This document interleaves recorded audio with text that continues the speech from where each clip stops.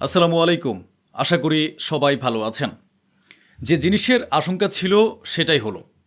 আমি আপনাদের ২ দিন আগেই ব্যক্তিগতভাবে এই কথাটি বলেছিলাম যে আমেরিকা যদি লিখিতভাবেও কিছু দেয় তাও তাদের বিশ্বাস করা যায় না। কারণ আমেরিকা অর্থাৎ ডোনাল্ড ট্রাম্প বাধ্য হয়ে এই চুক্তিটা করিয়েছেন। এ কথাও আমি আপনাদেরকে জানিয়েছিলাম যে আমেরিকায় একটি রিপোর্ট এসেছে যে ডোনাল্ড ট্রাম্প নির্বাচনের পর ইরানের উপর আবারও হামলা করবেন। এই চুক্তিটি নিজেই নষ্ট করবেন। রাত পার হতেই ঠিক সেটাই ঘটল। হ্যাঁ, শয়তান তার নোংরামি থেকে কিভাবে বিরত থাকবে? আপনারা জানেন, মানুষ খবর ছড়িয়েছে যে ভাইয়া ইরানের উপর বড় হামলা হয়েছে, কিন্তু কেউ এর আসল কারণ জানায়নি। সবাই ইরানের ভুল ধরতে এবং তা প্রচার করতে ব্যস্ত। আসল সত্য হলো, ইরান আগেই বলে দিয়েছে যে হরমুজ প্রণালী আমাদের নিয়ন্ত্রণে, অর্থাৎ সেফ প্যাসেজ দেওয়ার জন্য ইরান প্রস্তুত। ইরান যেসব জাহাজকে বলেছে যে এটি নিরাপদ পথ, আপনারা এখান দিয়ে যান, সেখানে জাহাজগুলো যদি নিজে মাতব্বরি করে নিজেদের ইচ্ছে মতো রাস্তা দিয়ে যেতে চায়, তবে ইরান তো আটকাবে, কারণ হরমুজ তো ইরানের নিয়ন্ত্রণে। ঠিক এটাই ঘটেছে। হরমুজ এলাকা দিয়ে সিঙ্গাপুরের একটি জাহাজ যাওয়ার চেষ্টা করছিল, ইরান সেটির উপর হামলা চালায়। হ্যাঁ, প্রথমে ইরানই হামলা করেছিল, বিষয়টি আপনারা পরিষ্কার করে নিন। সে জাহাজটিকে ইরান নিশানা বানায়, যার পর আমেরিকা স্ট্রেইট অব হরমুজে ইরানের যে ওয়্যারহাউস রয়েছে সেটির উপর হামলা করে দেয়। ডোনাল্ড ট্রাম্প নিজে পোস্ট করে জানিয়েছেন যে ইরান 4টি ড্রোন লঞ্চ করেছিল, 3টি মিস হয়ে গেছে, অর্থাৎ তারা আটকে দিয়েছে, এবং একটি আঘাত করেছে। আর ডোনাল্ড ট্রাম্প তখনই বলেছিলেন যে আমরা পাল্টা জবাব দেব। ওদিকে ইরানকে কিভাবে থামাবে? আর ইরানকে কি কেউ থামাতে পারে, নাকি আজ পর্যন্ত কেউ থামাতে পেরেছে? আমেরিকার এটা ভুল ধারণা ছিল যে আমরা আবার কিছু একটা করব এবং নিজেদের বিজয় হিসেবে দেখিয়ে দেব, কিন্তু তেমনটা হয়নি। আমেরিকা যখন পাল্টা জবাবের নামে হরমুজে ইরানের ঘাঁটির উপর হামলা চালায়, তখন ইরান আরবে আমেরিকার যে আস্তানাগুলো রয়েছে সেগুলোর উপর হামলা করেছে। আজকের তারিখেই আমার কাছে বিভিন্ন জায়গা থেকে খবর এসেছে যে ভাই, আমরা এখন কুয়েতে আছি, এখানে বিস্ফোরণের শব্দ শোনা গেছে। একজন বাহরাইন থেকে জানিয়েছেন যে ভাইয়া, সাইরেন বেজে উঠেছে। তবে ইরান অফিসিয়ালি কারো নাম নেয়নি। ইরান আরবদের নাম নিয়েছে যে আরবে অবস্থিত আমেরিকার ঘাঁটিকে আমরা নিশানা বানিয়েছি। ওদিকে ইরানের পররাষ্ট্রমন্ত্রী বলেছেন, আমরা কখনো ভুলব না আয়াতুল্লাহ সৈয়দ আলী খামেনির শাহাদাত, যেভাবে তাকে হত্যা করা হয়েছে, আমরা কখনো তার হত্যাকারীদের ভুলব না। কথা হলো, আপনারা যদি ভুলবেনই না, তবে চুক্তি কেন করেছেন? খুব সোজা কথা, যখন আপনারা জানেন এবং নিজেরাও বলেছেন যে আমাদের আমেরিকার উপর ভরসা নেই, তাহলে চুক্তি করেছেন কেন? এটি আমার ব্যক্তিগত মতামত। এখন ইরানি কর্মকর্তারা নিজেরাই নিশ্চিত করেছেন যে আলোচনা চলাকালীন আমেরিকা আবারও হামলা করেছে। এতে পরিষ্কার বোঝা যাচ্ছে যে আমেরিকা চুক্তি চায় না, আর আমরা এর জবাব দেব। ভাই, কি জবাব দেবেন? আপনারা তো আগে থেকেই জানতেন যে আমেরিকা কথা রাখবে না, তারা বাধ্য হয়ে চুক্তি করছে। যখনই তারা নিজেদের শক্তিশালী মনে করবে, তারা আবারও হামলা করবে। মার্কিন ইন্টেলিজেন্স রিপোর্ট নিজে বলছে যে ডোনাল্ড ট্রাম্প নিজের গদি বাঁচানোর জন্য চুক্তি করেছেন। এরপরেও আপনারা যদি এখন কাঁদেন যে না, আমরা জানি ও চুক্তি মানবে না, এই চুক্তি খারাপ, তবে এটা আপনাদেরই বোকামি। আমাদের উচিত আগে থেকে এই কথা বলা যে ডোনাল্ড ট্রাম্প চুক্তি নষ্ট করছেন এবং নেতানিয়াহুর ইশারায় চলছেন, এটা বলে নিজেদের চুক্তি শেষ করা উচিত। এখন আপনারা নিজেরাই বলছেন যে হ্যাঁ, আমরা আলোচনা করছি, আর আলোচনার মাঝেই খামেনিকে শহীদ করা হয়েছিল, এটাও ভুলে যাওয়া উচিত নয়। ইরানি কর্মকর্তারা আবারও নিশ্চিত করেছেন যে স্ট্রেইট অব হরমুজে আমাদের নিয়ন্ত্রণে আছে, অতএব আমরা এনভায়রনমেন্টাল কন্ট্রোল ফি অবশ্যই নেব। অর্থাৎ আমি যে বলেছিলাম টোল সরাসরি না হলেও অন্য কোনো উপায়ে নেবে, কিন্তু ইরান অবশ্যই নেবে, এটাই তার প্রমাণ। ওদিকে আমেরিকা, ইসরায়েল এবং সংযুক্ত আরব আমিরাত এই 3 জন যুদ্ধের পর প্রথমবারের মতো মুখোমুখি বসে মিটিং করেছে। 3টি শয়তান এক হয়ে গেছে। কোনো ভুল ধারণায় থাকবেন না যে চুক্তি হয়ে গেছে মানেই সমস্যা সমাধান হয়ে গেছে। যখন 3টি শয়তান একসাথে মিলবে, তখন কি কেলেঙ্কারি ঘটবে আপনারা কল্পনাও করতে পারবেন না। যাই হোক, জায়গার নাম এখনও সামনে আসেনি যে এই 3 শয়তান কোথায় বসে বৈঠক করেছে, তবে এটা নিশ্চিত হয়ে গেছে যে আমেরিকা, ইউএই এবং ইসরায়েল বৈঠক করেছে।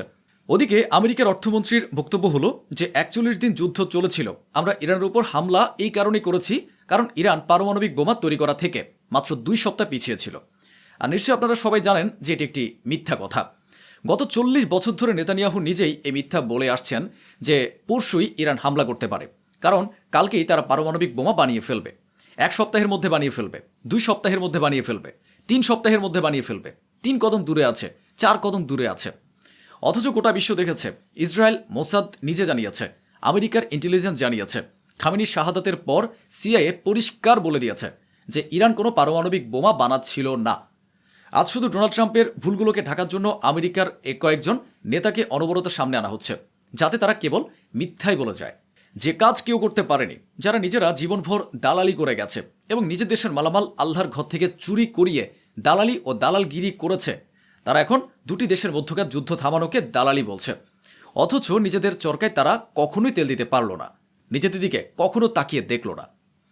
এবার শুনুন, 12 জন ইরানি নাবিককে আমেরিকা অপহরণ করেছিল। যে কাজ কেউ করতে পারেনি সে কাজ পাকিস্তান করে দেখিয়েছে। পাকিস্তান সে ইরানি নাবিকদের আমেরিকার কাছ থেকে মুক্ত করেছে এবং ফিরিয়ে নিজেদের দেশে নিয়ে গেছে। অর্থাৎ যেসব ইরানি আমেরিকার কাছ থেকে মুক্তি হয়েছেন তারা প্রথমে পাকিস্তানে যাবেন, তারপর পাকিস্তান থেকে তারা ইরানে যাবেন। এদিকে IAEA ঘোষণা করেছে যে আমরা ইরানের ভেতরে তদন্ত করব, তাদের যেসব পারমাণবিক এলাকা এবং ইউরেনিয়াম রয়েছে আমরা সেগুলো পরীক্ষা করব, এছাড়া অন্য কোনো উপায় নেই। ওদিকে বাহরাইনের উপর ইরান যে হামলা করেছে, যে হামলাটি হয়েছে যাতে ইরান বাহরাইনের মার্কিন ঘাঁটিগুলোকে নিশানা বানিয়েছিল, সেই হামলার পর বাহরাইন ইরানের হামলার তীব্র নিন্দা জানিয়েছে। অন্যদিকে আমি আপনাদের বলেছিলাম যে এইসব আরব দেশগুলো নিজেদের আসল জায়গায় ফিরে আসবে। শুধু দেখতে থাকুন, সময়টা নোট করে রাখুন। এই দেখুন, 1 জুলাই থেকে তেহরানের উদ্দেশ্যে সংযুক্ত আরব আমিরাতের ফ্লাইট শুরু হতে যাচ্ছে। অর্থাৎ যাই করো না কেন দাপট ইরানেরই থাকবে। অন্যদিকে ইরানি কর্মকর্তারা শেষমেশ ক্লান্ত হয়ে এখন বলে দিয়েছেন যে স্ট্রেট অব হরমুজে আমেরিকা তার প্রক্সিদের মাধ্যমে স্বাক্ষরিত MOU চুক্তি লঙ্ঘন করছে, তারা প্রতিশ্রুতি ভঙ্গ করছে এবং চুক্তি নষ্ট করছে। সম্মানিত সুধী, এটা তো ইরানের ভাবা উচিত যে তোমরা কি পাগল হয়ে গেছো? তোমরা শয়তানের উপর ভরসা কেন করছো? যে মানুষটি, যে ডোনাল্ড ট্রাম্প কাসেম সোলাইমানিকে হত্যা করেছে, যে মানুষটি তোমাদের সর্বোচ্চ নেতাকে হত্যা করেছে, তোমরা তার সঙ্গে কথা বলছো। ঠিক এই কারণে আপনারা ছটফট করবেন না যে রজা ভাই তুমি নিজেকে বেশি বুদ্ধিমান ভাবছো। ইরানের সাধারণ জনগণ গত বেশ কয়েকদিন ধরে রাস্তায় নেমে এটাই বিক্ষোভ করছিল যে আমরা কোনো চুক্তি চাই না। ইরানের পররাষ্ট্রমন্ত্রী আব্বাস আরাকচির বিরুদ্ধে ইরানের জনগণ রাস্তায় নেমে এসেছিল এবং তারা এটাই বলছিল, ভাই আমাদের চুক্তি লাগবে না, আমরা চুক্তি করতে চাই না। জনগণ বলছে তোমরা তো আমাদের জন্যই চুক্তি করছো, তাই না? আর আমরাই বলছি যে আমাদের কোনো চুক্তি চাই না। এদিকে আমেরিকা নিজেই একটি ভিডিও প্রকাশ করেছে, আর সেটি এমন একটি ভিডিও যা আপনারা স্ক্রিনে দেখতে পারেন। চুক্তি হওয়ার পর ইরানের উপর আমেরিকা যে হামলা চালিয়েছিল এটি তারই ভিডিও এবং খোদ আমেরিকা রিলিজ করেছে। অর্থাৎ আমেরিকা নিজেই যুদ্ধবিরতি লঙ্ঘন করছে। আলোচনা হওয়ার তো মোটে কয়েকটা দিন হলো, তাহলে এই শয়তানের উপর কিভাবে ভরসা করা যায়? কিন্তু একটা আরব দেশ আছে যে শুধরে গেছে, আর সেটা হলো ওমান। এটা বলবো না যে শতভাগ শুধরে গেছে, তবে গত 2 দিন আগে আমি আপনাদের যে একটা আপডেট দিয়েছিলাম যে ইরান এখন যা বলছে ওমানও ঠিক সেটাই বলছে।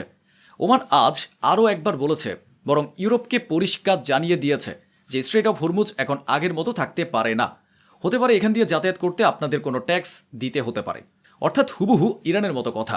আর এটাই সবচেয়ে ভালো যে যত তাড়াতাড়ি ইরানের পাশে দাঁড়াবে সে তত দ্রুত এবং তত বেশি লাভবান হবে। এখন দেখুন, 41 দিনের যুদ্ধের আরেকটি রিপোর্ট এসেছে, যে রিপোর্টে এ তথ্য ফাঁস হয়েছে যে আরব দেশগুলোতে, বিশেষ করে বাহরাইন এবং ওমানের মতো দেশগুলোতে আমেরিকার নেভাল বেসগুলোর এত বড় ক্ষতি হয়েছে যে যার আনুমানিক পরিমাণ প্রায় $2 বিলিয়ন। এখন আমেরিকা ওইসব আরব দেশ থেকে তাদের নৌঘাঁটিগুলো সরিয়ে ইসরায়েলে নিয়ে যাবে। 41 দিনের যুদ্ধে আমেরিকার এই দশা হয়েছে। আমি তো বলছি ইরানের এখন বিসমিল্লাহ বলে একদম খোলামেলা লড়াইয়ে নেমে পড়া উচিত। বলা উচিত, আসো এখন সামনাসামনি আসো।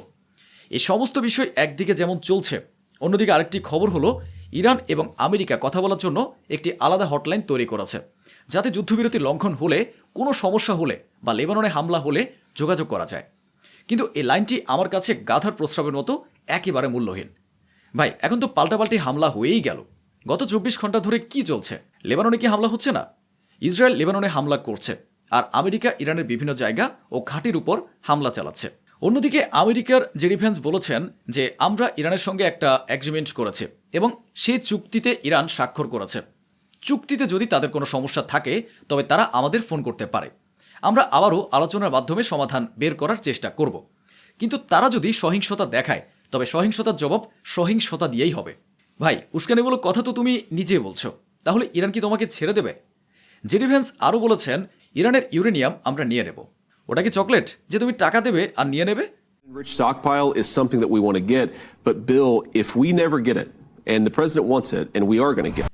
আমেরিকার কাছে যেসব এয়ার টু এয়ার মিসাইল আছে সেগুলো প্রায় শেষ হয়ে গেছে। আপনারা জানেন বেশ ভালো পরিমাণ মিসাইল শেষ হয়ে গেছে। আমেরিকা এখন সেই ধরনের মিসাইল 10 গুণ বেশি পরিমাণে অর্ডার করেছে। এখন এগুলো তো তারা কারো বিয়েতে ফাটানোর জন্য অর্ডার করেনি। সুতরাং পরিষ্কার কথা এই যে তারা যুদ্ধবিরতি করেছে, এটা ইরানের কাছে মার খেয়ে করেছে, যাতে তারা একটু নিঃশ্বাস নেওয়ার সুযোগ পায় এবং এই নিঃশ্বাস নেওয়ার উসিলাই অস্ত্র জমা করতে পারে। আমার বন্ধুরা, এটা লিখে রাখুন আপনারা।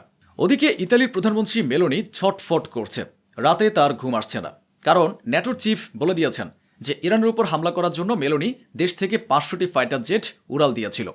সেই দিনই মেলোনি সাফাই দিয়েছিলেন, আর এখন মেলোনির ঘুম এতটাই উড়ে গেছে যে তিনি আবারও সাফাই দিয়েছেন। মেলোনি এখন বলছেন, আমরা যদি ইরানের উপর হামলা করে আমেরিকার সাথে দিতাম তবে ডোনাল্ড ট্রাম্প আজ আমাদের উপর অসন্তুষ্ট হতেন না। বেচারি কতই না ভয় পাচ্ছে, ভয় পাওয়া ভালো। তো বন্ধুরা, এই ছিল আজকের আয়োজন, যা স্বচ্ছভাবে আপনাদের সামনে তুলে ধরা হলো। আশা করি আমাদের এই প্রচেষ্টা আপনাদের ভালো লেগেছে। অসংখ্য ধন্যবাদ। সুস্থ থাকুন, ভালো থাকুন।